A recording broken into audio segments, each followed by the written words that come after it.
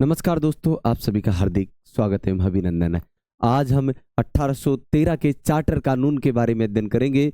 हम जो राजनीतिक विज्ञान एक कंप्लीट क्लास जो चला रखी है, लगातार आप बने रहिए। 1813 का चार्टर कानून के बारे में बात करेंगे आज हम। देखिए, लास्ट हम पढ़ चुके थे 1793, क्योंकि अब 20-20 साल के आने लग गए थे, ठीक है ना। तो 20 साल का लास्ट आया था, उसके बाद में हम बात करते हैं 1813 के चार्टर कानून के बारे में हम अध्ययन करते हैं। तो देखिए, बड़ा इंपॉर्टेंट कानून था, क्योंकि यहाँ क्या था कि कंपनी ने, यहाँ पर इस कानून ने भारत में कंपनी के व्यापार के एकाधिकार को समाप्त कर दिया था। देखते जाइए क्या किया गया था कि कंपनी के एकाधिकार समाप्त, क्या हुआ? समाप्त। कंपनी का एकाधिकार समाप्त, तो ब्रिटिश की सभी कंपनियों को, ब्रिटिश व्यापारियों को पूर्ण रूप से पूर्ण छूट मिल चुकी थी। कोई भी आ जाओ और कोई भी रोजगार यानी व्यापार करो, ठीक है ना। तो हम बात करें कि कंपनी के एकाधिकार समाप्त हो गए थे और ब्रिटिश व्यापार की सभी व्यापारियों को छूट मिल गई थी। लेकिन कंपनी के एक तो चाय का व्यापार व चीन के साथ व्यापार,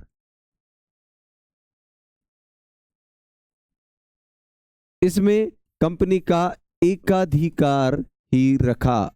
क्या रखा?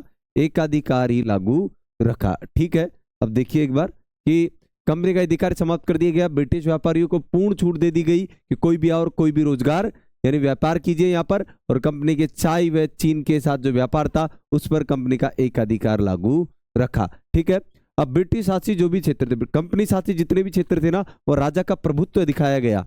ब्रिटिश के क्या यानी कंपनी शासित क्षेत्रों में ब्रिटेन के राजा का प्रभुत्व अधिकार दिखाया गया। प्रभुत्व व अधिकार यानी उसके काम के बारे में, प्रभुत्व के बारे में वो प्रकट किया पब्लिक के सामने, स्थापित किया अधिकार। क्या किए गए? स्थापित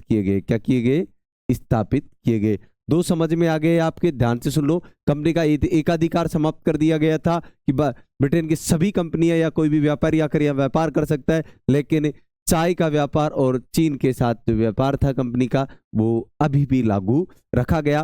कंपनी शासित जितने भी क्षेत्र थे, वहां पर ब्रिटेन के राजा का प्रभुत्व एवं अधिकार स्थापित किया गया, ठीक है। अब बात करते हैं आगे पॉइंट पर कि और क्या किया गया था इसके अंदर, कि ब्रिटेन ने, इस कानून ने ईसाई मिशनरियों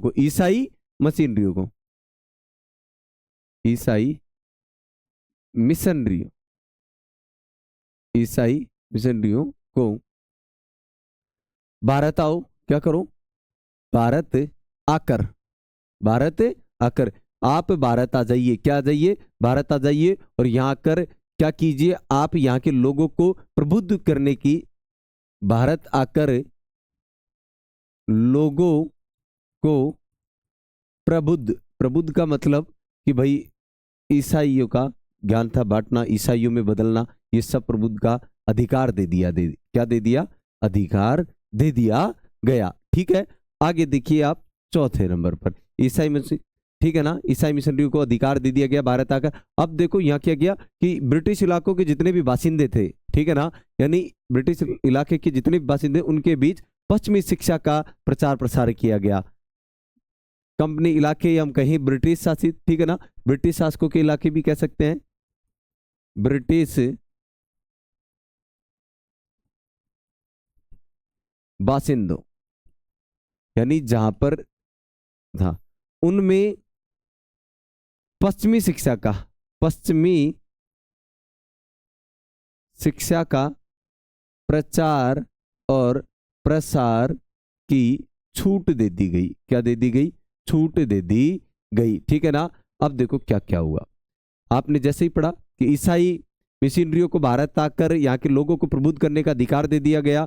दूसरा, ब्रिटिश शासकों के जो बासिंदे थे, ठीक है ना, ब्रिटिश शासकों में जो बासिंदे के बीच, क्या बासिंदों के बीच आप आइए और क्या करो? पश्चिमी शिक्षा का प्रचार प्रसार कीजिए। और यहाँ की जो स्थानीय सरकार थी, स्थानीय सरकार थी, उनको व्यक्तियों पर कर लगाने की छूट दे दी गई। क्या दे दी गई? स्थानीय सरकार, भारत की स्थानीय जितनी भी सरकारें बना रखी थी, सरकारों को लोगों पर कानून बनाकर, या हम कहें लोगों पर कर लगाने का, क्या कर लगाने की क्या दे दी गई? छूट दे दी गई। क्या दे दी गई? छूट दे दी गई। और जो कर भुगतान नहीं करे उसे दंड देने की भी छूट दे दी। दंड देना, ठीक है, यानी जो भुगतान नहीं करेगा उसे दंड भी दिया जा सकता है। ये था आपका 1813 का चार्टर कानून। ध्यान से देखो, बड़ा इंपॉर्टेंट था। कंपनी के एकाधिकार समाप्त कर दिए गए थे, कंपनी के एकाधिकार समाप्त कर दिए थे, और यहां पर आकर कोई भी व्यापार कर सकता है, लेकिन कंपनी को चाय और चीन के साथ व्यापार में अधिकार पूर्ण रूप से था। कंपनी शासित सभी क्षेत्रों पर क्या कर दिया? राजा का प्रभुत्व दिखाया गया है यहाँ पर। और ईसाई मिशनरियों को भारत आकर क्या करने के, लोगों को उनके धर्म के प्रचार प्रसार की छूट दे दी गई। और हम बात करें ब्रिटिश शासकों में जो बासिंदे थे, ठीक है ना, वहां पर उनके बीच में आकर शिक्षा प्रचार प्रसार की, पश्चिमी शिक्षा की छूट दे दी गई। और स्थानीय सरकारों को लोगों पर कर लगाने की भी छूट दे दी गई। कर नहीं चुकाने पर दंड भी दे सकते हो। आप लगातार बने रहिए, पूरा एक एक कंप्लीट पॉलिटिकल के हम टॉपिक करवा रहे हैं। आप बने रहिए, चैनल को लाइक कर दीजिए, सब्सक्राइब कर दीजिए एवं शेयर कर दीजिए।